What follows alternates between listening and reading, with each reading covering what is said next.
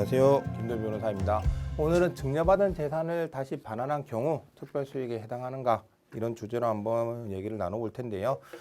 다들 잘 아시다시피 유류분이란 것은 피상속인이 생전에 본인의 재산을 증여나 유증을 통해서 전부 또는 상당한 부분을 이전했을 때 그로 인해서 최소한의 상속분조차 받지 못하게 되는 상속인이 본인의 최소한의 상속분을 내놓으라고 청구를 할 수 있는 권리입니다.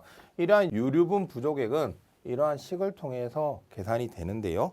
이러한 유류분에서 특히나 문제가 되는 것은 당해 유류분 권리자의 특별수익, 즉 미리 받아간 재산이 됩니다. 이 특별수익이란 상속분의 성급으로 다루어지는데요. 즉 이는 구체적 상속분을 산정하는 데 참작이 되는 것으로서 상속인들 간의 공평을 위해서 이미 받은 재산을 미리 상속재산을 받아간 것으로 보고 나중에 상속재산 분할을 함에 있어서 그만큼 공제하고 상속재산을 받아가게 되고요.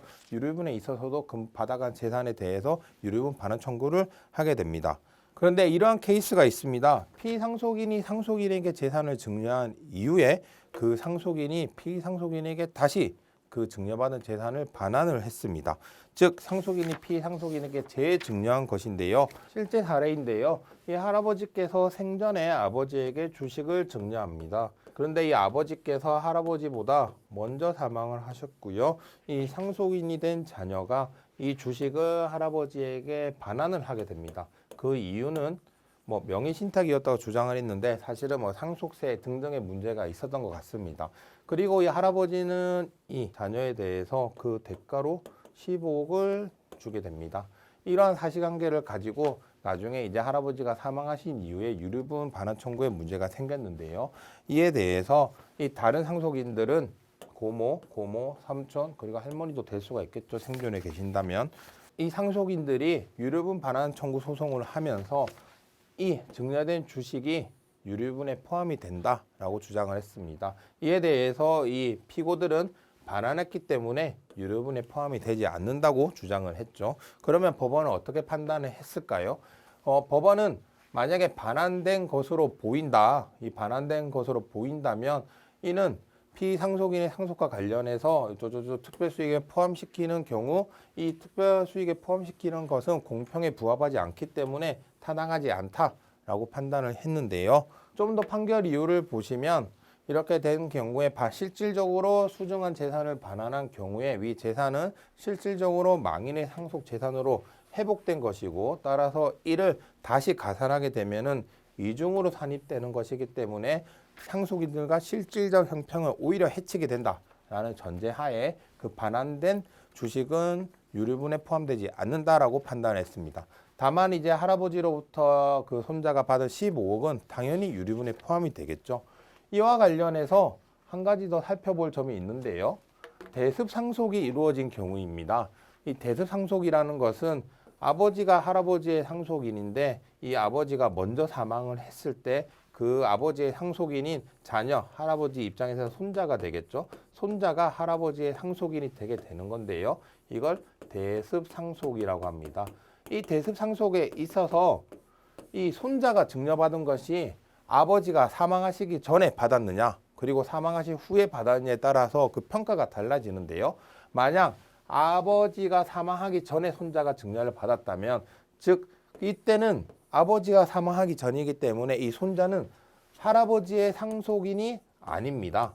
그렇기 때문에 그 상속인이 아닌 지위에서 받은 것은 특별수익이 되지 않는다라고 했고요. 그래서 만약에 유류분 반환 청구가 들어온다 하더라도 이는 그냥 손자가 받은 것이기 때문에 특별하게 1년 안에 한 증여이거나 악의 증여가 아닌 한 유류분 반환 청구 대상이 되지가 않고요. 하지만 아버지가 사망한 이후에 받게 되면은 당연히 자녀가 이 할아버지의 대습 상속인의 지위에서 받은 것이기 때문에 유류분의 기초재산에 포함된다고 보시면 될 것 같습니다. 한 가지만 더 살펴보면요. 만약 아버지께서 할아버지로부터 증여를 받고 그리고 사망한 이후에 다시 이제 자녀에게 이 재산이 내려간 경우가 있습니다. 그 이후에 할아버지가 사망해서 상속이 이루어졌고 유류분 반환 청구가 들어왔다면 이 경우에는 피대습인은 여기서 아버지가 됩니다. 피대습인이 생전에 피상속인은 할아버지가 되죠. 피상속인으로부터 특별수익을 받은 경우에 대습상속이 개시되었다고 하여 피대습인의 특별수익을 고려하지 않고 대습상속인은 손자가 되겠죠. 대습상속인의 구체적인 상속분을 산정한다면 대습상속인은 피대습인이 취득할 수 있었던 것 이상의 이익을 취득하게 된다. 이게 무슨 말이냐면은 할아버지가 아버지한테 생전에 준 재산을 또 아버지가 그 전에 돌아가시면서 자녀가 받게 됐는데 그 이후에 할아버지 상속이 이루어졌을 때 아버지로부터 받은 재산, 이 재산은 할아버지로부터 온 거죠. 결국 이 재산을 나중에 할아버지 상속에서 반영하지 않는다면 이는 다른 상속인들 간의 실질적 형평을 해치게 된다. 그러니까 아버지가 받고 이게 상속으로 온 재산 같은 경우에는 이 자녀의 특별수익으로 해당이 된다. 취급을 해야 된다라는 점을 보여주는 것입니다.